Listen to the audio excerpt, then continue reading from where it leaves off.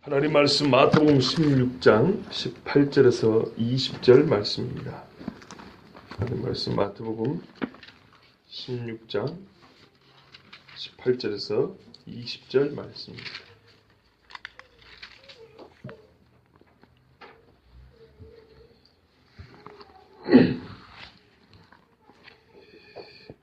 우리 짧은 말씀이니까 같이 읽도록 하겠습니다. 16장 18절부터 20절까지 함께 읽겠습니다.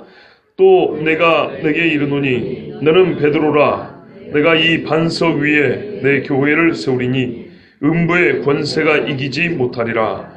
내가 천국 열쇠를 내게 주리니 내가 땅에서 무엇이든지 매면 하늘에서도 매일 것이요 내가 땅에서 무엇이든지 풀면 하늘에서도 풀리리라 하시고, 이에 제자들에게 경고하사 자기가 그리스도인 것을 아무에게도 이르지 말라 하시니라. 아멘.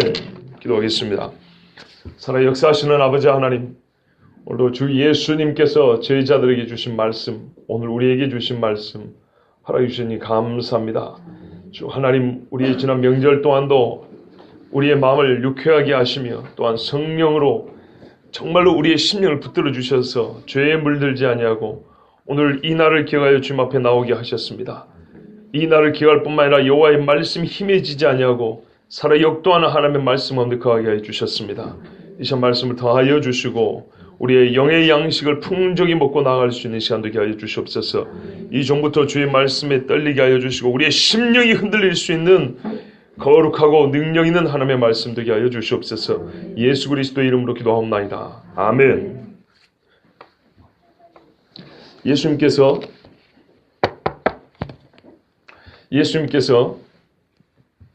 가이사랴 빌립보에서 물어보셨습니다. 사람들이 인자를 누구라 하느냐 하고 사람들이 여론을 물어보신 다음에 그러면 너희는 나를 누구라 하느냐 이렇게 물어보셨습니다. 왜냐하면 예수님께서 지금 3년 동안 공생애를 마치셨기 때문에 이제 예루살렘에 올라가서 마지막 십자가 사역만 남았습니다. 결정적인 순간입니다. 결정적인 순간에는 결정적인 인식과 고백이 있어야 되는데 이 제자들의 과연 떡이 문제냐 아니면은 진리가 문제냐, 무엇이 그 속에 들어있는가를 예수님 확인하셨는데 보니까 아직 떡이 들어있는 거죠. 근데 이 떡은 사람들이 누룩을 갖다 퍼뜨리면 금방 퍼져가지고 못 먹게 될 것들입니다. 그래서 누룩을 조심하라 그랬습니다. 그런데 이 제자들이 아직까지 이것에서 이제 벗어나지 못하고 있는 것을 또 한 번 보여주는 사건이 21절 이후에 나오는 베드로의 이야기입니다. 그 사이에 누가 봐도 참 보기 아름답고 또 예수님이 꼭 듣고 싶었던 말씀이 있는데 그것이 베드로의 신앙 고백이었습니다. 자, 그 이야기를 듣고, 그러니까 예수님이 이거를 바랬는데, 그죠? 이거를 바랬는데 잠시 동안 베드로는 옳은 이야기를 했지만 앞뒤를 좀 넓게 몇 절만 이렇게 확대해서 보면 아직도 많이 깨닫지 못했다는 것을 알 수가 있습니다.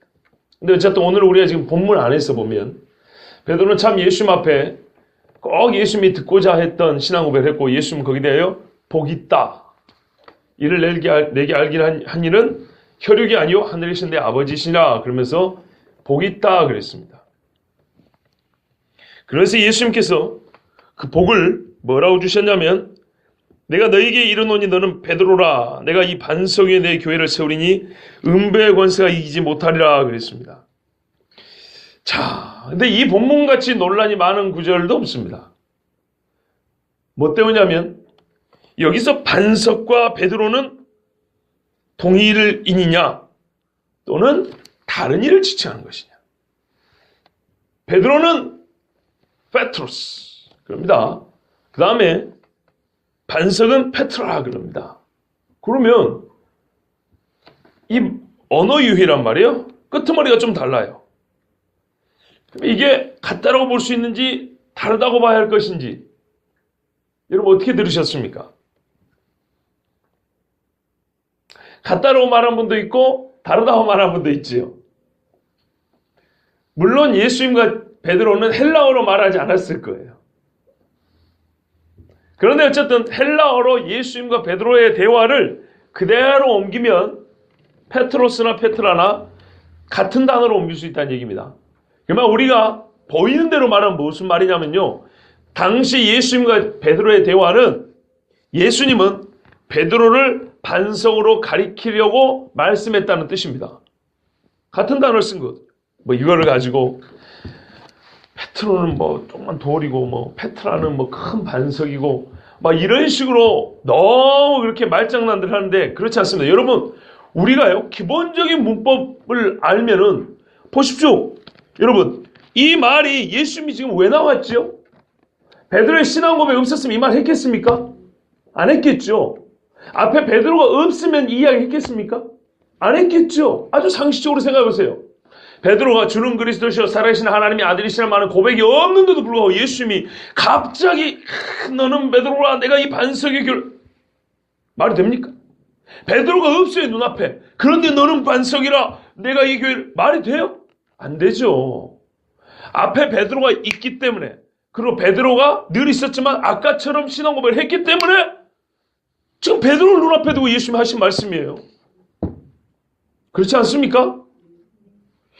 뭐 그렇게 뭐 헬라어 히브리 그렇게 목을 매는지 모르겠어요. 뭘 그렇게 잘한다고? 우리말로 번역으로 이거는 충분합니다. 베드로 두고 한 이야기입니다. 근데 왜 베드로가 아니라 그랬을까요? 왜 아니라 그랬을까요? 물론 풍유적으로 해석한다 그럽니다. 알레고리라 하는데요. 그러니까는 예를 들면은 사마리아 그 선한 사마리아인 비유처럼 예루살렘은 하나님 나라고 사마리아는 뭐냐 거기가 여리고는 세상이고 그 강도 만난 자는 마귀고 뭐 구해준 자는 예수님 또는 뭐 바울이고 뭐 이런 식이 있죠. 그런 식으로 반석을 풍유적으로 해석하면 베드로가 아닐 수 있습니다. 더 많은 다양한 것들을 가리킬 수 있습니다. 그런데 왜 베드로가 아니라고 우리가 그렇게 생각하냐? 그 이유는 이겁니다. 첫 번째. 종교개혁자들이 훌륭하지만은 그분들의 약간 좀 치우친 가르침 때문입니다. 왜냐하면은 이 반석이 베드로 하니까 베드로의 계승자인 교황이 교회의 우두머리 역할을 하는데 이 말씀을 근거로 삼단 말이에요. 봐보세요. 예수님이 베드로에게 교회를 맡겼다. 그리고 교황은 베드로의 후계자다. 그러므로 로마 가톨릭이 야말로 교회다. 우리 외에는 교회가 없다. 그래서 그 사람들은 뭐라 그래요? 교회밖에는 구원이 없다라고 가르칩니다. 거기서 말하는 교회는 로마 가톨릭 교회입니다. 왜 로마 가톨릭입니까? 교황이 있기 때문에. 교황이 뭔데요? 교황은 유일하게 교회를 세울 수 있는 권한을 준 베드로의 후계자라는 겁니다. 유일하게. 자, 이 말을 듣고 종교개혁자들이 아멘할 수 있을까요? 절대 노멘이죠. 그럼 이걸 뒤집어야겠죠. 뒤집으려면 엄밀히 말하면 이렇게 하면 돼요. 베드로와 교황이 상관이 없다고만 이게 드러나면 끝날 문제예요. 그렇죠? 그리고 오늘 본문이 베드로에게만 교회를 맡겼다라는 말씀이 아니라고 해석할 수 있으면 해결될 문제인데 그 근원부터 자르려고 하다 보니까 본문의 반석은 베드로가 아니라 여기서부터 부정을 해버린 거예요. 아시겠죠? 그래갖고 아예 싹을 잘라버린 거예요. 교황이 베드로의 후계자니 뭐니 이런 잡소리 못하게 야 본문의 반석은 베드로가 아닌데 뭔 소리냐 이렇게 해버린 거예요. 그걸 우리는 이제 많이 익숙하게 들었어요. 그리고 여기서 베드로가 신앙 고백을 했단 말이에요. 우리는 또 너무 영적인 거 좋아하잖아요. 그래서 신앙 고백이 여기서 반석이다. 교회는 신앙 고백이 왜 세워지지? 그거를 부정하는 게 아닙니다, 여러분. 오해하지 마세요. 하나를 말했다고 그 하나 밖에 걸 부정하는 게 아니에요. 지금 우리가 이 본문이 가르쳐주는 진짜 의미를 놓쳐버리고 로마 카톨릭을 저도 무지하게 미워한 거 아시죠? 그렇죠? 여차하면 저기 비판하잖아요. 그런데 그렇다 하더라도 본문을 잘못 해석해서까지 의도적으로 왜곡해서까지 베드로와 교황의 관계를 끊으려고 해서는 안 된다 그 말입니다. 본문을 바르게 해석해도 베드로와 교황은 아무 상관이 없어요. 그래서 오늘 본문을 보면요. 오늘 본문은 분명히 베드로를 가르쳐 반석이라고 그랬습니다. 자, 이런 로마 교황과의 문제가 있고 또 하나는 이런 겁니다. 고린도전서 10장 4절을 보시면 이스라엘 사람들이 광야에서 반석에서 나는 물을 마셨죠. 그런데 이 반석이 이스라엘을 따라다녔다 그래요. 돌이 한 덩어리 굴러다녔다는 얘기가 아니고 이스라엘 사람들이 40년 동안 진을 여러 군데 따쳤거든요. 그 중에 물 나오는 데는 몇 군데 안 됩니다. 대부분이 물이 안 나오는 곳입니다. 그때마다 하나님은 반석을 명하사 혹은 치라 해가지고 물이 났어요. 그래서 출애굽기하고 민수기하고 다른데요. 제가 정확하게 기억 안 나는데 아마 출애굽기는 치라고 돼 있고 민수기는 명하라고 돼 있을 거예요. 같은 사건인데 왜 치라 명하라가 다르냐? 이거 모순 아니냐? 그러지만 그게 아니고 치라고 한 건 초반이고 명하라는 건 후반입니다. 물이 필요한 곳이 많았고 실제로 물을 하나님께서 명하여 내라는 곳이 여러 번 있었습니다. 여러 번. 그 중에 두 가지 사건을 기록해 놓은 겁니다. 근데 그 중에 거의 마지막 부분에서 모세가 성전에 나가지고 명하기만 하라 했는데 예전처럼 쳐버린 겁니다. 그래서 하나님이 내 거울을 가렸다고 너는 못 들어간다 그랬습니다.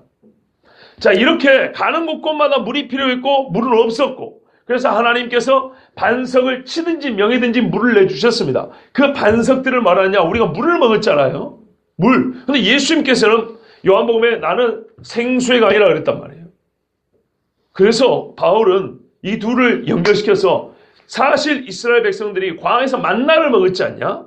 그 만나를 먹고 육체가 산 건 사실이지만 그건 하나의 모형이고 실제에서는 예수 그리스도께서 하늘에서 내려온 떡으로서 진짜 만나로서 우리에게 오셨다. 이런 것처럼 똑같이 고린도전서에서는 이스라엘 사람들이 반석에서 나는 물을 마셨는데 그 물을 먹고는 항상 목이 말랐다. 그러나 예수님께서는 진짜 반석이 되사 그들을 따라내면서 물을 공급했던 반석처럼 예수님은 진짜 우리 영혼의 반석이 되사 우리에게 물을 주신다. 이러려고 고린도서에 말한 거예요. 또한 시편 78편에 보면 35절쯤에 이런 말씀이 있습니다. 여호와는 나의 반석이시오. 거기뿐만 있는 게 18편에도 있죠. 그죠? 다윗의 시에도 있죠. 이러면서 시편을 보면 여호와는 나의 반석이란 말이 너무너무 많아요. 그러니까 이거는 반석은 성경의 용례상 하나님을 가리키는 거다. 그리고 예수 그리스도를 가리키는 것도 나와 있기 때문에 삼위일체 하나님이기 때문에 이 반석은 하나님을 가리키는 거다. 또는 그리스도 예수님을 가리키는 거다. 여러분 그러면 이렇게 한번 물어볼까요? 예루살렘 성전이 솔로몬 당시에 세워졌지요. 뭘로 만들었습니까? 그 성은? 돌로 만들었습니다. 그죠? 돌로 만들었습니다. 자, 그런데 성경에 같은 성전을 히브리어를 헬라어로 바꿨겠지만 똑같이 이렇게 있습니다. 예수 그리스도는 자기 몸된 성전을 가리켜 말함이라 그랬죠. 그 다음에 그리스도에는 성령이 가는 전, 즉 성전이라고 했습니다. 너희 몸이 성전이라고 그랬습니다. 자, 하나 물어보겠습니다. 예수님과 우리 몸이 돌로 만들어졌습니까? 아니면 예루살렘 성전이 살로 만들어졌습니까? 성전이라면서요? 최초의 성전이라는 용례는 돌에 쓰였죠. 그죠? 근데 시간적으로 예수님과 우리가 후발이죠. 뒤에 있죠. 그럼 우리 몸이 돌로 됐다는 얘기입니까? 그 이야기 아니죠. 무슨 말씀인지 이해되시죠? 그러니까는 같은 단어가 다른 용례로 쓰였을 때는 그거를 연결시킬 수 있는 부분이 있고 기능적으로 본질적으로 성격적으로 하나님께서 사용하신 의도가 다른 경우가 있어요. 그러니까 반석이란 말이 나왔다 가지고 그거를 싹 모은 다음에 봐, 모든 성경의 반석은 하나님 자신을 가리키는 거야. 그래가지고 여기서 베드로는 반석이 될 수 없어. 이러면 곤란하다고요. 그러면 성전은 누구를 가리키는 겁니까? 예루살렘 성전입니까? 예수님의 몸입니까? 우리입니까? 예루살렘 돌로 지어진 예루살렘 성전이 성전의 기본형을 가르쳐줍니다. 그죠? 하나님께 제사하는 것, 하나님을 믿는 사람 나와서 하나님을 만나는 것, 죄 용서를 받는 것, 하나님의 말씀을 듣는 것, 그렇죠? 기본형입니다. 그러나 그 기본이지만 그걸 완전한 성취는 어떻게 해요? 예수님이 하신 거죠. 그렇죠? 그거를 우리 같은 놈들에게, 우리 죄인들에게도 그 동일한 은혜를 주시겠다고 그 은혜 주신 우리의 은혜를 받은 상태, 은혜 받은 우리의 그 변화된 상태를 뭐라고 표현할까요? 도대체 너희가 성전이다 이렇게 표현하는 거죠. 그렇기 때문에 살이 돌이 아니고 돌이 살이 아니고 예수님이 예루살렘에 서 계신 게 아니에요. 반석이라고 하는 말이 항상 하나님께로 기본적으로 쓰였지만 예수님께서 지금은요 바로 하나님 자신이 있었던 그 반석을 그 흔들리지 않는 그거를 말이죠. 이 위대한 고백을 한 베드로에게 예수님이 선물하는데 뭐 불만입니까? 안 그렇습니까? 이 하나님께서 모세 같은 살인자에게 지팡이를 놓고 바다를 가는데 뭐 불만 있습니까? 나 같은 죄인에게 십자가 주셨고 구원했는데 불만 있으세요? 구원을 줘도 불만이 없는데 베드로에게 야 너는 지금부터 내가 반석이라 부르랴. 뭐가 불만이? 요즘에도 성에 뭐 문만서, 김만서, 전만서 잘만 붙이더만요. 그죠? 뭐가 불만이냐고요. 베드로같이 위대한 신앙 고백할 줄도 모르는 우리도 그냥 은혜스럽게 반석이라고 부르고, 야, 저 사람은 반석과 같아, 뭐 이런단 말이에요. 아무 문제가 안 됩니다. 자, 여기서 말하는 반석은 베드로입니다. 베드로인데요. 이제 그러면은 한 목사 당신도 그러면은 로마 카톨릭을 반대한다 하지만 거의 뭐 그쪽으로 끌려가는 거 아니냐? 그렇지 않습니다. 여러분 성경에서는요, 예수님을 뭐라 하냐면요, 머릿돌이라 그럽니다. 주춧돌이라 그러죠. 그렇죠? 주춧돌이라 그럽니다. 골로새서 보면은 교회의 머리 되신 이가 예수님이라 그래요. 그러니까 베드로가 반석이란 말이 베드로가 교회의 머리란 얘기는 아닙니다. 근데 로마 카톨릭은 베드로를 교회의 머리로 삼아버렸습니다. 반석이란 말을 그렇게 해석했다고요. 반석은 머리, 이렇게 해석을 했다고요. 그래서 이름하여 수위권입니다. 머리 숫자입니다. 머리의 지위를 가진 권한이다, 이런 말. 수위권. 그 수위권을 교황이 받았다는 겁니다. 그런데 성경을 전체로 보면은 단어 하나가 문제가 아니라 맥락을 전체로 보면은, 성경 전체로 보면 교회의 머리는 그리스도요. 반복해서 나옵니다. 베드로에게는 뭐라 그러냐면요, 니는 말 그대로 교회 토대를 닦는 인간이라, 이렇게 말한 겁니다. 보세요. 이 반석 위에 세운다 그랬죠, 교회를. 그러니까 니로 말미암아 교회 토대가 닦이고 너로 말미암아 교회가 시작된다는 얘기입니다. 그런데요, 이상한 게 하나도 없어요. 성경대로거든요. 사도행전 2장에 보세요. 예루살렘 교회가 누구 때문에 세워집니까? 베드로 설교로 세워집니다.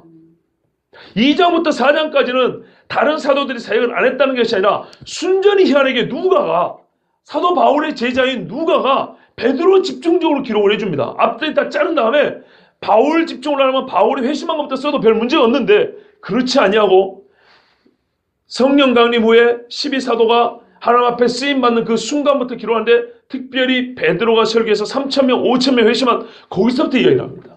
그 다음에 8장에 가면요, 또 재밌는 이야기였습니다. 그 집사님 중에 빌립 집사님 한 분이 가가지고 선교를 합니다. 사마리아 가서. 그 복음이 전해집니다. 막 예수 믿습니다. 그런데요, 우리 식으로 말 때 조직된 교회가 그때 세워지지 않았습니다. 사도들을 그 소리를 듣고 선교사로 파송을 합니다. 그때 베드로와 요한이 갑니다. 그리고 베드로와 요한이 보고, 와, 이 사람들 하나님 말씀 듣고 회심함을 보고 깜짝 놀랍니다. 8절 깜짝 놀라는데, 그 다음에 어떻게 하냐면 베드로가 안수할 때 이들이 성령을 받는지 이렇게 돼 있어요. 그래서 그들이 진짜 성령의 사람으로 변화되는 역사가 베드로 중심으로 기록되어 있습니다. 그 다음에 바울이 아직 이방인에게 가기 전에 10장에 보면 고넬료 이야기가 있습니다. 그죠? 고넬료를 통해서 하나님께서 고넬료에게 환상을 보여주사 저기 시몬을 불러라 이럽니다. 그 베드로가 옵니다. 이방인 최초 선교자입니다. 공식적으로 말해서 이방인 최초 선교자가 베드로입니다. 그러니까 베드로가 그 뒤에는 사역 안 했다는 게 아니고 초반에 베드로가 기틀을 따는 것을 다 보여준 다음에 그 다음에 바울 이야기로 넘어갑니다. 사도행전에 크게 두 인물로 보면 베드로와 바울입니다. 물론 바울 이야기가 많아서 어떤 일은 바울 행전이라고 말하지만 크게 보면 교회 행전, 성령 행전이요. 그런데 그 성령께서 교회를 세울 때 처음에 그 기초를 깔고 교회를 각처에 세우기 시작한 사람은 바울이 아니고 베드로입니다. 하나님 말씀이 전혀 이상하지 않습니다. 네 반석에게 너를 통하여 내가 교회의 기초를 놓겠다 이 말이에요. 교회를 세우겠다고. 누구 교회요? 내 교회라고 그랬다고요. 여기서부터 해결이 돼. 여기서 이미 해결이 됩니다. 예수님은 베드로 교회가 아니고 내 교회를 세운다 그랬다고. 내 교회를 내가 세우는데 내가 너를 도구로 쓰겠다. 어떤 도구로요?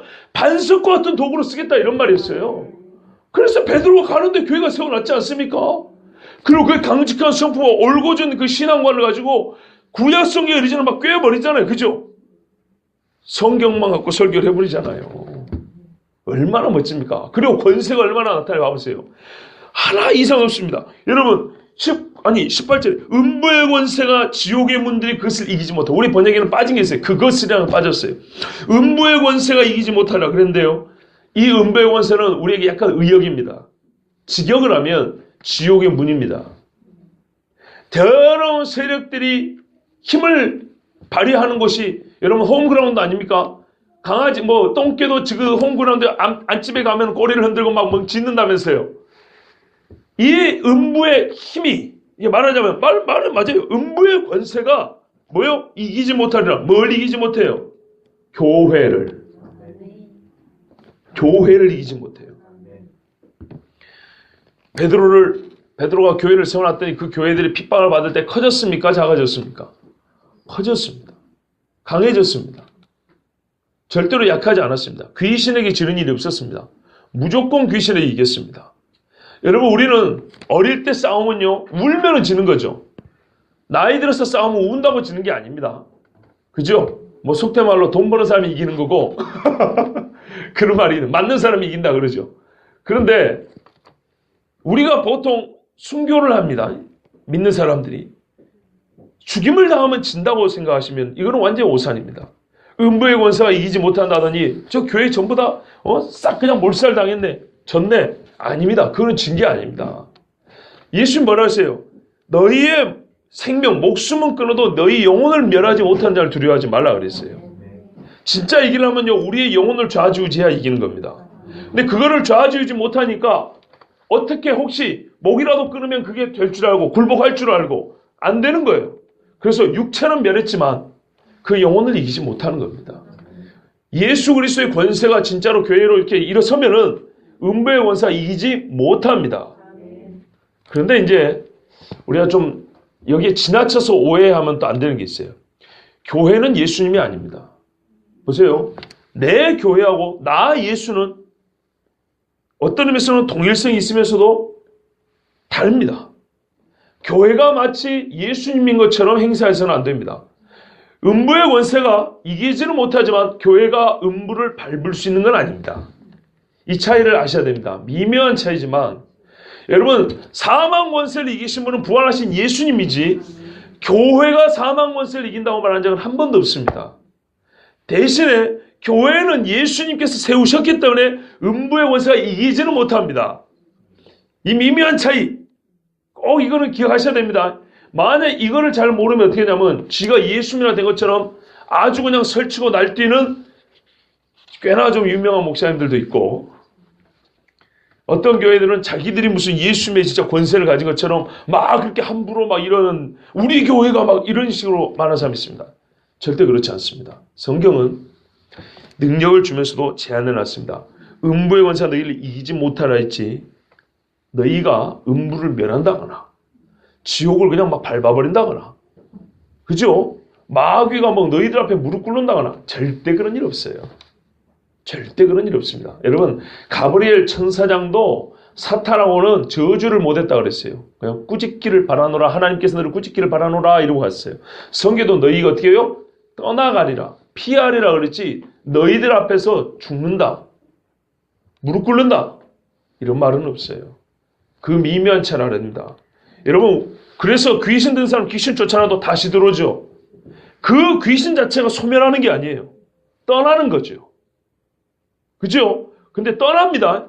이기지를 못해요. 믿는 사람들 앞에. 그래서 그 힘을 발휘하지 못해요. 떠납니다. 그렇다고 해서 교인들이 아무리 성령 충만해서 그 영혼 자체를 소멸해버린다거나 막 영혼을 지옥, 막 지옥에 던져버린다거나, 이거는 지나친 겁니다. 그래서 과거에 어떤 분강사들이 막 이 귀신을 잡았고 막 태워버렸다고 그러면 교회에서 와 타는 냄새, 이거는 문제가 있습니다. 그럼 그 타는 귀신들은 죽었다는 얘기입니까? 살았다는 얘기입니까? 기분이야 좋겠지만은 성경에 모자라는 믿음도 문제지만 지나친 것도 위험합니다. 그렇게 귀신 타는 냄새 맡은 사람 중에 지금까지 신앙생활 똑바로 한 사람 별로 못 봤습니다. 음부의 권세가 이기지 못합니다. 여러분, 왜냐하면 예수님의 교회고요, 예수님께서 자기 이름을 걸어두신 교회이기 때문에 교회가 반드시 진짜 신앙을 가지고 있다면 음부의 권세가 이기지 못합니다. 그래서 제가 저쪽 사람들에게 묻고 싶은 게 있어요. 만약에 교황이 베드로의 수익권을 받았다 한다면 이것을 인정받으려면 적어도 한 4가지 질문에 대답할 수 있어야 됩니다. 첫 번째는 베드로가 로마에 교회를 세웠거나 로마 교회 수장이었다는 증거가 있는가? 없습니다. 전설뿐입니다. 로마에서 순교했다는 전설만 있을 뿐이지, 물론 그 시절에 봤던 사람이 있으니까 나름대로 신빙성이 뭐 아예 없는 건 아니지만 로마 교회는 여러분 일찍이 교회가 세워졌습니다. 일찍이. 베드로가 순교한 건 60년대 중반입니다. 베드로가 로마에 빨리 가도 50년대 중후반 아니면 60년대입니다. 근데 로마서가 쓰여진 거는 바울이 로마로 가기 전에 한참 전에 쓴 겁니다. 50년대 초중반에 썼습니다. 그 전에 교회가 있었습니다. 그리고 그 전에 브리스길라와 아굴라가 제가 알기로 49년입니다. 48, 9년에 클라우디우스 황제 때 고린도서 보면 나옵니다. 클라우디오라고 나옵니다. 크레스투스라는 이름, 발음이 잘못됐어요. 크리스투스인데 발음이 헷갈려서 하는데 크레스투스 그랬어요. 이 이름 때문에 난동이 났어요. 유대인들 사이에서. 예수쟁이와 비예수쟁이의 싸움이 붙었다고요. 그래서 추방해버렸어요. 다 나간 놈 새끼들. 그래갖고 잠시 피해 있다가 다시 돌아갑니다. 다시 돌아간 후에 바울이 이제 로마 교회 브리스길라 아굴라 같은 사람들이 있으니까 편지를 씁니다. 50년대입니다. 그러면 40년대에 이미 교회가 있었다는 겁니다. 베드로와 바울이 로마 가기 한참 전에 교회 있었어요. 한참 전에. 로마 교회를 베드로가 세웠다는 증거도 없고 수장이었다는 증거도 없습니다. 두 번째는요. 베드로가 교황에게, 그때는 교황이 아니죠. 로마 교회 주교라고 합니다. 로마 교회 주교에게 항상 뭐 위임 증서라든지 무슨 뭐 유언장이라든지 그런 게 있냐? 없습니다. 그리고 교회가 세워진 다음에 한참 후, 약 한 몇백 년이 지나기, 한 400년, 500년 지나기까지는 대교가 5개 있습니다. 로마, 안디옥, 알렉산드리아, 예루살렘, 그 다음에 뭐죠? 콘스탄티노플, 시리아인가? 5개 교구가 있습니다. 5개 교구의 주교들이 동등했습니다. 그런데 로마 국가가 힘이 있다 보니까 로마 국가의 주교가 자기가 이제 수유권을 주장하기 시작한 겁니다. 그러나 나머지 교회들이 인정 안 해주셨습니다. 그리고 만약에 로마 교회의 수장이 베드로였고 베드로가 교황에게 승계를 해줬다 치더라도 우리 한번 생각해 보자고요. 로마 교회가 세계 교회의 우두머리가 될 이유가 어디 있습니까? 순복음 교회가 크다 하더라도 세계 제일 크다고 세계 교회의 우두머리가 될 이유가 어디 있습니까? 말이 안 되죠. 하나 더요. 교황하고 베드로하고 닮은 점이 있습니까? 베드로는 겁나게 가난했어요. 교황은 가락지를 얼마나 많이 끼고 다니는지 몰라요. 여러분 제 말이 틀린가? 교황이 걸고 다니는 그 목걸이 있어요. 나빈지 은으로 만든 목걸이 있거든요. 이렇게 좀 굵직굵직 만드는 목걸이 있어요. 그 목걸이에 뭐가 새겨져 있는지 아십니까? 이집트에 가면 오시리스 신상이 있습니다. 그 이집트에 가면 여러분 그 돌로 뭐 이렇게 만드는 그 신상 아시죠? 딱 이렇게 하면 알겠죠? 이게 오시리스 신상인데 그 십자가 문양 안에 이게 들어있습니다. 멀리서 카메라 잡으니까 안 보여요. 뭐 제가 재작년에도 이 교황에 대해서 몇 마디 말씀드렸는데요. 전혀 닮지 않았습니다. 그렇기 때문에 오늘 말씀에 반석이 베드로라고 해도 교황이 전 세계의 수장으로서 베드로의 수익권을 이어받았다는 증거로 삼을 근거는 전혀 없습니다. 예. 그러니까 그거 걱정해가지고 본문을 자꾸 베드로 안쪽으로 바꿀 필요 없이요. 예수는 분명히 베드로를 반석이라 부르셨고 문맥을 보세요. 이게 어려운 이야기인가? 그리고 너를 통하여 교회에 뭐래요? 터를 삼겠다 그런 거예요. 기초를 세우겠다고요. 그리고 실제로 사도행전에는 베드로를 통하여 교회가 세워지는 역사를 기록해 놨다고 말입니다. 아무 문제 없습니다. 그리고 그 교회에 분명히 예수님께서 음부의 권세 이기지 못한 권세를 준다 했는데 당시 헤롯과 유대 총독들이 아무리 매를 때리고 위협하고 핍박을 해도 교회는 계속 커져나갔죠. 그래서 그 말씀에 이 18절 말씀이 실제로 역사 속에 2000년 전에 이루어졌지 않냐 그 말이에요. 그래서 이 교회에 주신 이제 권세를 말하는데요. 내가 천국 열쇠를 내게 주리니 내가 땅에서 무엇이든지 매면 하늘에서도 매일 것이요 내가 땅에서 그것이 무엇이든지 풀면 하늘에서도 풀리리라 그랬습니다. 천국 열쇠. 이사야 22장 20절에서 22절에 보면 힐기야의 아들 엘리야김이라는 사람이 나옵니다. 왕의 국구승 맡은 사람이 셈나라는 사람인데 이 사람이 못돼 먹어가지고 하나님께서 그를 폐하시고 힐기야의 아들 엘리야김을 그 국고 맡은 사람으로 세웁니다. 그리고 주신 말씀이 있어요. 그날에 내가 힐기야의 아들 내 종 엘리야김을 불러 내 옷을 그에게 입히며 내 띠를 그에게 띄워, 그러니까는 바꿔버린다고 해요. 자리를. 내 정권을 그의 손에 맡기리니 그가 예루살렘 주민과 유다의 집의 아버지가 될 것이며 내가 또 다윗의 집의 열쇠를 그의 어깨에 두리니 그가 열면 닫을 자가 없겠고 닫으면 열 자가 없으리라. 와, 멋진 말씀이죠. 이 엘리야김이라는 사람이 얼마나 하나님 앞에 성실하고 믿음이 훌륭했는지 하나님께서 너에게 다윗의 집의 열쇠를 준다 그랬어요. 그러니까 또 이 다윗의 집 하니까 또 너무 복잡하게 생각하면 안 돼요. 그러니까는 다윗의 집의 살림살이를 그에게 맡긴다는 거예요. 자, 그러면은 이런 구약의 말씀을 알고 있기 때문에 요한계시록 예수님이 3장에 뭐라 그래요? 열면 닫을 자가 없고 닫으면 열 자가 없는 그렇죠. 성경과 성경을 해석합니다. 그러니까 정권을 가지고 있는 겁니다. 한 집안 살림 정권을 이 사람이 열어줘야 곡식을 내서 먹고 이 사람이 문을 열어줘야 왕래를 할 수 있습니다. 안 그러면 못합니다. 말하자면 성전 같으면 제사장입니다. 제사장이 옆에 쪽문으로 들어서 정문을 안에서 열고 닫게 되어 있습니다. 밖에서는 절대 못 엽니다. 성전은 그렇게 만들어져 있습니다. 그래서 누가 이 열쇠를 갖고 있냐 문제입니다. 그 사람만이 자유자재로 성전을 들어가며 그 사람이 열어주면 열리고 안 열어주면 안 열는 겁니다. 그러면 예수님께서 지금 베드로에게 준 게 뭐예요?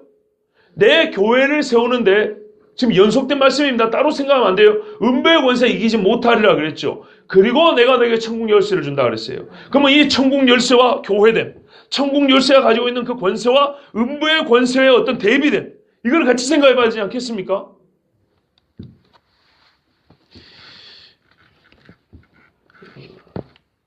여러분, 예수님께서 땅에서 푸시면 다 풀렸습니다. 그죠? 예수님께서 풀면 풀렸어요. 그죠? 예수님께서 복음을 안 전하면 그 사람 절대 못 듣습니다. 예수님이 고쳐지면 고쳐지고 예수님이 안 고치면 안 고칩니다. 여기서 이제 우리가 좀 오해할 수 있는 게 바로 아까 앞에 나왔던 그겁니다. 지가 예수님이 된 것처럼. 어떤 거냐면요. 예수님께서 말하면 내 교회라 그랬거든요. 내 교회.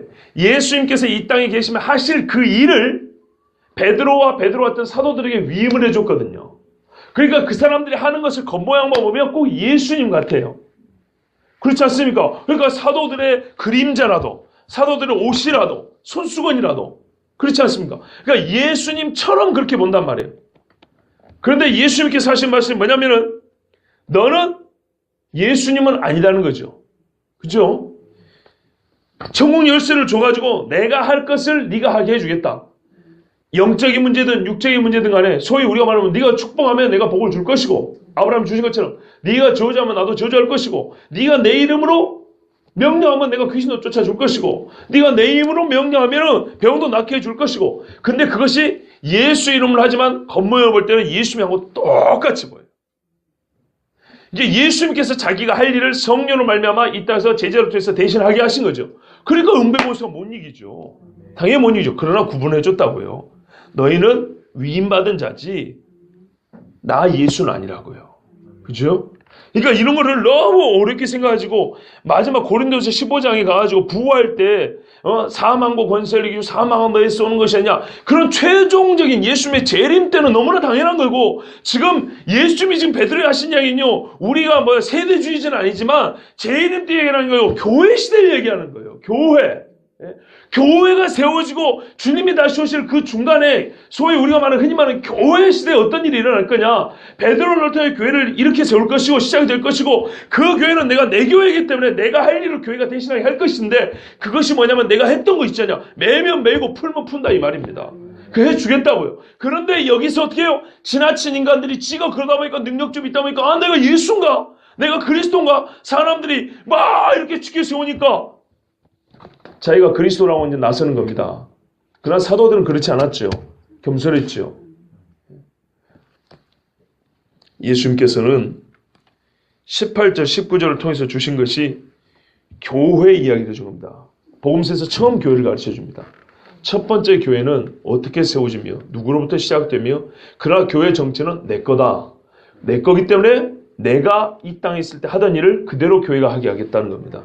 그런데 그게 너무나 너무나 우리의 상상을 초월한 대단한 권세다 보니까 저쪽에서는 지가 마치 예수가 된 것처럼 그 권세를 탐내가지고 그 자리에 앉아있고 우리 개신교에서는 교리적으로는 그렇지 아니하지만 실제적으로는 뭔가 예수님 비슷한 능력을 해가니까 자기가 마치 예수님이 된 것처럼 막 이런 짓을 하고 있고요. 그 똑같다고요. 그러면요 제가 지금 전한 말씀에 있어서 근거가 말씀에 뒤에 가면 또 나오는데요. 자, 말씀으로 말씀을 근거를 삼아야 되겠죠. 18장 18절에서 20절, 18장 15절에서 20절인데요. 특히 18절에 이제 그게 핵심 나와 있습니다. 18장 15절부터 한번 읽어볼게요. 내 형제가 죄를 범하거든 가서 너와 그 사람과만 상대하여 권고하라. 만일 들으면 내가 내 형제를 얻을 것이요 만일 듣지 않거든 한두 사람을 데리고 가서 두세 증인의 입으로 말마다 확증하게 하라. 만일 그들의 말도 듣지 않거든 교회의 말하고 교회의 말도 듣지 않거든 이방인과 세리와 같이 여기라. 진실로 너에게 이르노니 무엇이든지 너희가 땅에서 풀면 매면 하늘에서도 매일 것이요 무엇이든지 땅에서 풀면 하늘에서도 풀리리라. 진실로 다시 너희에게 이르노니 너희 중에 두 사람이 땅에서 합심하여 무엇인지 구하면 하늘이신 내 아버지께서 그들을 위하여 이루게 하시리라. 두세 사람이 내 이름으로 모인 곳에는 나도 그들 중에 있느니라. 아멘. 각절이 우리 영적 유익이 큽니다만 오늘 이 16장 18절 20절과 관계해서 매우 깊은 통찰력과 우리에게 주시는 교훈이 있습니다. 봐보세요. 18절에 진실로 너에게 이르노니 무엇인지 너희가 땅에서 매면 하늘에서도 매일 것이요 무엇인지 땅에서 풀면 하늘에서 풀리리라. 이게 지금 아까 그 우리 19절 말씀과 같죠? 같습니다. 근데 이거 누구에게 줬어요? 너희란 말이에요. 제자들 전체에게 줬습니다. 그럼 이 제자들 전체 어쨌든 간에 뭐 한다고요? 교회를 세우고 교회에 예수님이 하신 일을 이제 위임을 받아서 우리 마태복음 마지막 절에 보면 내가 너에게 가르친 모든 것을 전한 분바 모든 것을 같이 지키라 그랬죠. 너희와 함께 한다고. 그것처럼 이 제자들이 이제 그 일을 합니다. 그런데 이 풀고 매는 이야기의 앞뒤는 뭐가 감싸는지 봐보세요. 이게 바로 은배 권세 이기지 못한다는 것이고 이게 바로 예수님께서 내 교회에 주시는 예수님의 권위와 권세입니다. 봐보세요. 앞부분은 좀 부정적인 이야기입니다. 누가 죄를 범하거든. 여러분 우리가 세상의 사법 경찰관도 아니고 판사도 아닌데 남의 죄하고 무슨 상관입니까? 내가 그 죄에 관여할 게 뭡니까? 소위 말해서 나에게 이득관계, 이득과 손해관계가 아니면 남의 죄의 문제 우리는 상관이 없습니다. 그러니까 남의 죄에 상관할 권한 자체가 없다고요. 그런 지위가 없다고요. 그런데 교회에 주신 지위를 봐보세요. 너희가 누가 죄를 범하면 네 형제 죄를 범하거든 그건 우리에게 당연한 어떤 권세와 권한이 있다는 겁니다. 뭐 하라고요? 가서 권고하라고요. 죄에 대하여 권고할 수 있는 권한이 있단 말이에요. 어디에요? 교회예요. 그 사람을 음부에서 풀어내기 위해서는 이게 필요합니다. 죄 짓지 마라. 회개하라. 그리스도 앞에 돌아와라. 그런데 이거 이제 방법으로 볼 때는 먼저 네가 가고 안 들으면 어떻게 해요? 한두 사람 데리고 가고 그 다음에 최종적으로 보세요. 어떻게 하라고요? 교회의 말하고 교회의 말도 듣지 않거든 그 다음에 어떻게 하면 이방인과 세리와 같이 여기라. 여러분 이방인과 세리와 같이 여기라. 여러분 여기서 뭔가 어떤 권세가 느끼지 않습니까? 교회가 뭐라고요? 그 사람이 어떻게 살든지 말든지 가가지고 당신 그 죄지면 안 됩니다. 주님 앞에 돌아오십시오. 마귀에서 벗어나셔야 됩니다. 회개하십시오. 이렇게 권한을 행사해요. 그러면 그 영혼이요 쉽게 가볍게 되지 않습니다. 그러면 그 말을 듣고 오면 어떻게 해요? 풀릴 것이요. 우리가 풀고자 했죠. 그가 들으면 풀릴 것이요. 그러나 교회가 입 다물어 버리면요 모른 척 해버리면요 그리고 그 말했는데 그 사람이 듣지 않은 거는 여겨버리래요. 그 사람에 대해서 이제 우리가 뭐라고 영적인 책임이 없고요. 그 사람의 영적 신분에 대하여 교회가 나름대로 판단력을 행사하는 거예요. 당신이 이방 권세를 갖다 딱 끊어도 괜찮다는 얘기입니다. 여러분 이거는 누가 행사합니까? 교회가지요. 근데 이거를 음부의 권세 이기지 못한다 그랬어요. 이런 권세는 마귀가 정말 싫어하는 권세예요.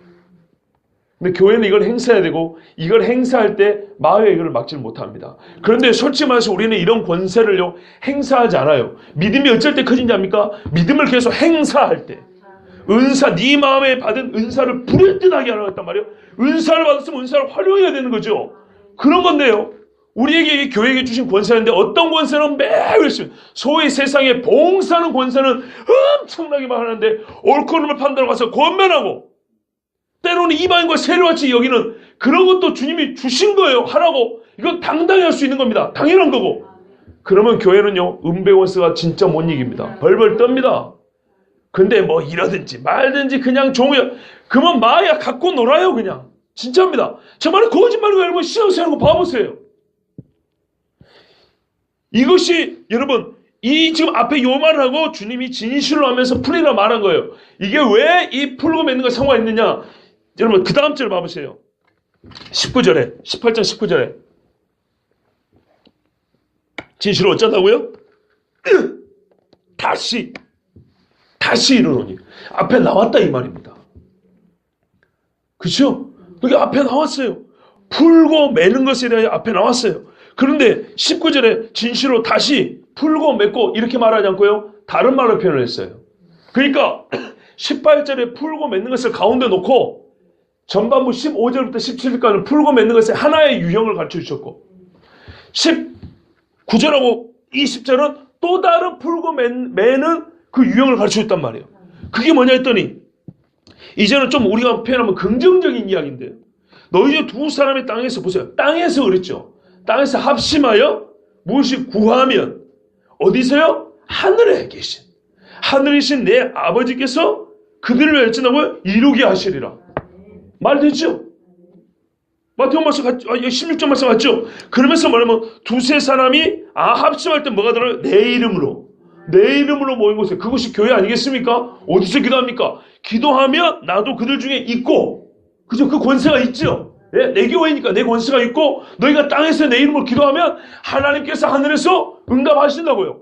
땅에서 풀면 하늘에서 풀리고 땅에서 매이면 하늘에서 매이고 앞부분은 매이는 이야기에 가깝고요. 뒤에는 푸는 이야기에 가깝습니다. 그러니까는 교회가 소위 말해 예수님한테 절대적인 권한을 행사한다는 건 아닙니다만은 교회가 예수님은 아니지만 예수님께서 위임하신 음부의 권세에 이기지 못할 정도의 권세와 권한이 있다는 겁니다. 그 중에는 판사 노릇을 하라는 건 아니지만은 분명히 가서 권면하고 듣지 아니하거든 이방인과 세례 즉 적어도 너는 처음에 형제라 그랬거든요. 근데 이방인과 세례같이 얘기하는 거는 형제가 아니란 말입니다. 형제가 아니라고 취급하는 데까지는 하나님께서 권세를 줬다고요. 그래서 누가 보기는 말해요. 너희 중에 지은 자 이렇게 없느냐? 너희 중에는 옳은 일을 분별할 자가 없느냐? 이렇게 물어봤다고요. 있어야 된다는 얘기입니다. 그것이 바로 풀고 매는 권세의 행사입니다. 우리가 실제로 하는 거라고요. 그러니까 풀고 매는 것을 뭐랄까요? 카톨릭처럼 말이죠. 자기들이 가지고 뭐 안수하면 뭐 죄 사함을 받고 말이죠. 교황이 어떻게 막 물 뿌리면 어떻게 해요? 막 미사하고 나면은 그 사람이 용서를 고해성사하면 죄 용서를 받고요. 신부가 용서를 선포하면 용서를 받고 신부가 선포하지 않으면 용서를 못 받아요. 지가 예수님이에요. 본문에 보세요. 풀고 매는다는 것의 능력과 그 능력 권한의 한계가 어디까지인지 아시겠죠? 이 권세를 베드로와 18장에 보면은 사도들 즉 교회를 세우는 사람들에게 그걸 줬다고요. 그러면 이 사람들이 그런 예수님의 말씀의 인식을 가지고 교회를 세웠겠죠. 처음에 교회는 그렇게 세워졌어요. 그래서 사도행전의 교회가 강력했던 겁니다. 그냥 무턱대고 기도 많이 했더니 이렇게만 곤란해요. 기도했죠. 하늘에서도 하나님 응답하셨죠. 그러나 이들에게는 예수님이 하신 말씀이 있었어요. 너희가 땅에서 매면 하늘에서 매이고 풀면 풀린다. 그리고 그 뒤에 주신 말씀 이게 매일고 푸는 거구나. 그리고 예수님이 이거는 자기 교회라 그랬구나. 예수님이 이 땅에 계시면 하셨을 법한 일. 그래 보면서 예수님도 뱀들아 독사 새끼를 정죄했잖아요. 그죠? 어떤 데는 이방 땅에 수로 번이의 연인을 할지라도 네 믿음이 크도다 그랬지 않습니까? 예? 그 간절히 기도하는 사람들에게는 예수님이 얼마나 칭찬하시는지 모릅니다. 꼭 교회가 그렇게 할 수 있고요. 그와 같은 권세를 받았다는 겁니다. 그러니까 우리는 예수님처럼 하면 돼요. 예수님의 교회니까. 그러나 주의할 건 뭐라고요? 나는 예수님이 아니다. 교회는 예수님은 아니라는 거예요. 그런데 예수님께서 이렇게 말씀하십니다. 경고하사 자기가 그리스도인 것을 아무에게도 이르지 말라 그럽니다. 희한하죠? 아니 이렇게 기분 좋은 이야기를 왜 못 알아듣을까요? 왜 못 알아듣을까요? 학자에 따라서 견해가 좀 다릅니다. 어떤 사람은 이렇게 말해요.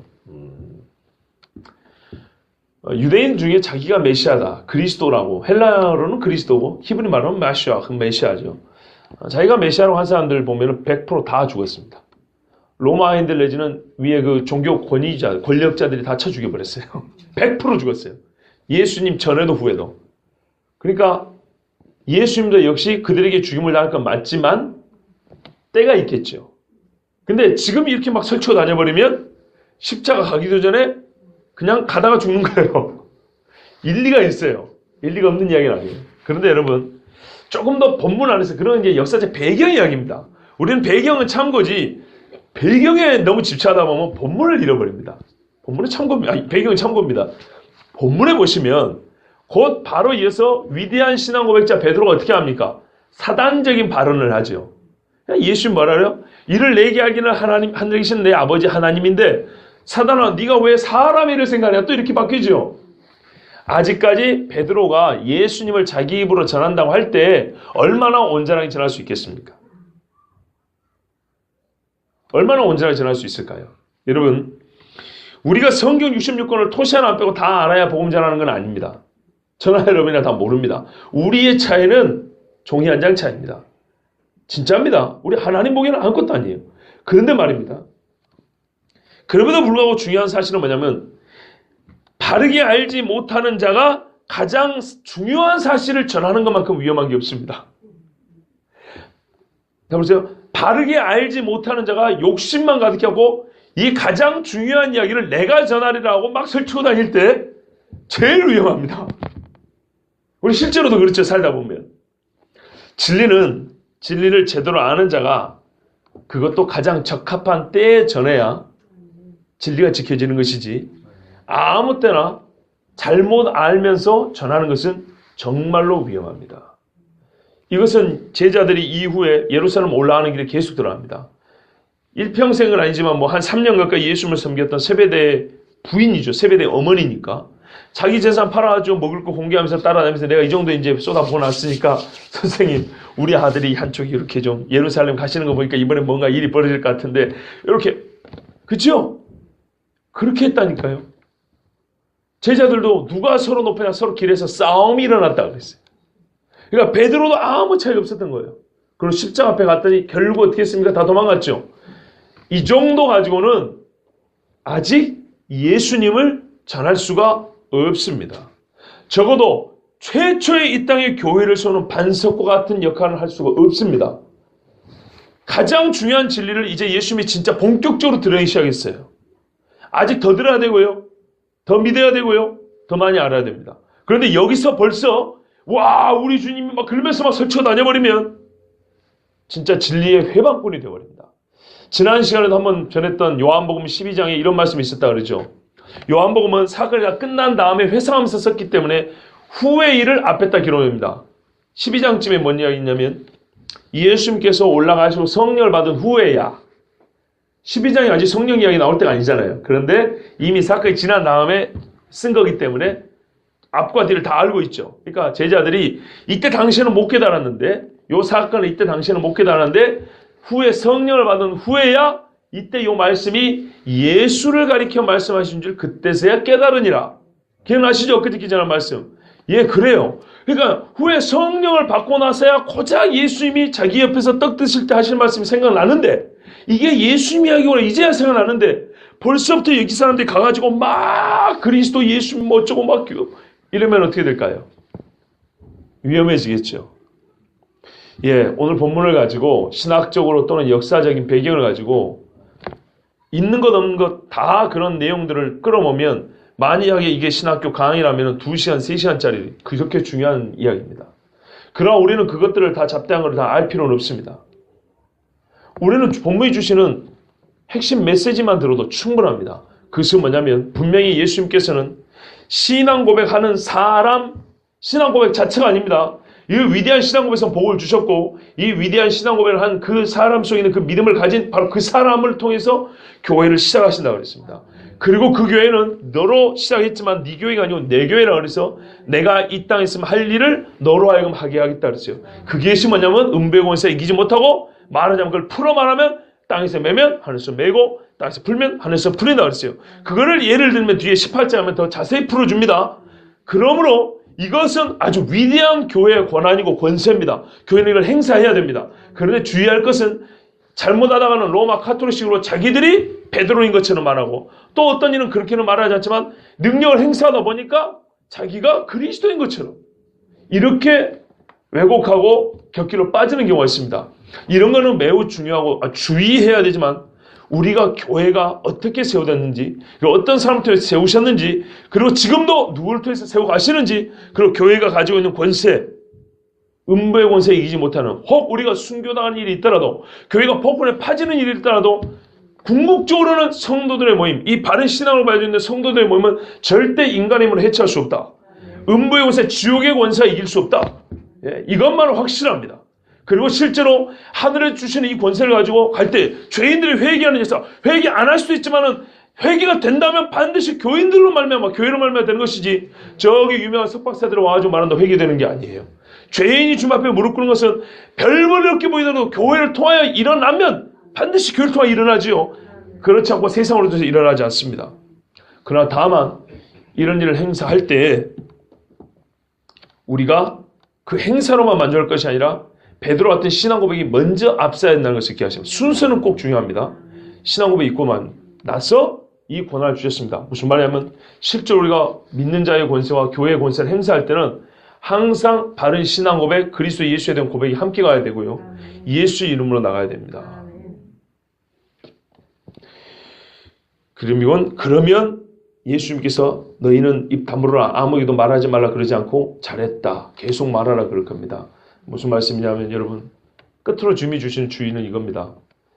예수 이름 중요하고 예수 이름으로 구원받는 건 맞지만 가볍게 말하지 말고 망령도 일컫지 말아야죠.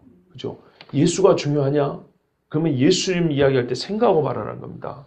우리 실제적인 적용을 해보면 교회가 그렇게 귀하냐? 그러면 교회에 대해서 함부로 입을 열지 마라, 이런 말입니다. 아니, 애써 이렇게 세워놓고요, 이런 권세 있는 교회를 얘기할 때, 교회가 무엇인지 교회에 대해 얘기할 때 여러분 함부로 그냥 막 이렇게 말해도 되겠습니까? 교회의 머리신 그리스도를 얘기하는 것과 같은 거예요. 그렇게 보면 그리스도 예수를 이야기할 때 막 함부로 그냥 말할 수 있겠습니까? 예수님 이거 주의를 주셨죠. 예, 예수님 이야기를 꼭 해야 되지만 절대로 아무렇게나 말하면 안 됩니다. 마찬가지로 교회 이야기는 좋은 일이든 안 좋은 이야기든 장난스럽게 얘기하면 안 됩니다. 혹 불만 있고 비편하다도 생각하고 진지하게 얘기합니다. 예레미야 31장에도 보면은 우리 하나님께서 뭐라 합니까? 에브라임은 나의 사랑하는 자식, 내 기뻐하는 아들이 아니야. 내가 그를 책망할 때마다 마음에 깊이 생각하노라 그랬어요. 하나님이 우리 같은 인간들을 책망할 때도 하나님이 생각 안 해도 돼요. 그런데 얼마나 하나님이 그 마음에 신중하시고 정말 우리를 그렇게 귀하게 생각하시는지 깊이 생각하고 책망한다 그랬어요. 그런데 교회가요, 그런 하나님을 이야기하고 또 하나님의 집인 이 교회를 이야기할 때 너무 우리가 가벼워요. 또는 막 함부로 그냥 말해버려요. 이런 일은 없애야겠습니다. 우리 주님께서 주신 귀한 교회입니다. 저는 뭐 사적인 이야기지만 오늘 올라와서 정말 피곤했어요. 새벽 5시 반부터 긴장 이빠이 됐어 해가지고 배를 타고 와야 되니까요. 잠이 오고 중간에 고속도로에서 잠깐 위험했어요. 근데 이제 휴게소 잠깐 자고 왔는데요, 머리도 아프고 너무 피곤한 거예요. 근데요, 거짓말 아니고 여기 딱 올라오고 여러분을 뵈니까 반가운 거 있죠. 반갑습니다. 반갑습니다. 야, 반갑더라고요. 그래서 힘이 또 납니다. 왜일까요? 하나님의 교회이기 때문입니다. 그리고 우리가 한 사람 한 사람 교회 지체로서 우리 주님이 묶어주셨기 때문입니다. 이 귀한 교회 주님 오실 때까지 예수 이름으로 지켜나가길 바랍니다. 기도하겠습니다.